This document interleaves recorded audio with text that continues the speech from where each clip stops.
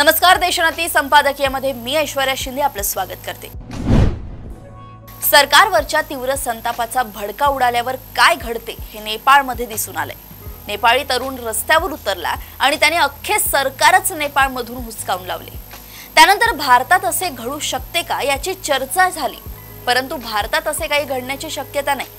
यापूर्वी आणीबाणी विरोधात जयप्रकाश नारायण यांनी छेडलेल्या आंदोलनाने देशव्यापी स्वरूप धारण केले होते हे खरे असले तरी त्याही वेळेस भारतातील लोकांनी मतपेटीच्या माध्यमातूनच तत्कालीन काँग्रेस सरकारला सत्तेबाहेर केले होते। भारतातील बहुसंख्य लोकांचा इथल्या संविधानावर आणि संवैधानिक संस्थांवर विश्वास आहे, त्यामुळे कोणत्याही आंदोलनाने कधीच एक विशिष्ट सीमा ओलांडली नाही। लोकांनी ती ओलांडूच दिली नाही, परंतु तरुणांच्या आक्रोशाला योग्य प्रतिसाद मिळाला नाही तर त्याचा भडका अतिशय वाईट पद्धतीने उडू शकतो आणि त्यात सगळेच होरपळले जाऊ शकतात। भलेही अशा आंदोलनातून सत्तापालट होणार नाही, परंतु सत्ताधाऱ्यांना आंदोलकांची दखल घ्यावीच लागते।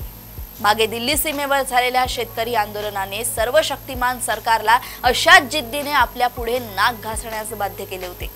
या पृष्ठभूमीवर लडाखच्या लेहमध्ये तरुणांनी पेटवलेल्या आंदोलनाची दखल घ्यावी लागेल। नेपाळमध्ये झालेल्या तरुणांच्या उठावाची एक अगदी छोटी झलक या आंदोलनातून पाहायला मिळत आहे। लडाखला पूर्ण राज्याचा दर्जा देण्यासाठी सुरू असलेल्या या आंदोलनाला आता हिंसक वळण लागलंय। नेपाळप्रमाणेच इथेही तरुणांनी दगडफेक आणि जाळपोळ केली आहे। केंद्रात सत्तेत असलेल्या भाजपचे कार्यालय संतप्त तरुणांनी पेटवून दिले आहे।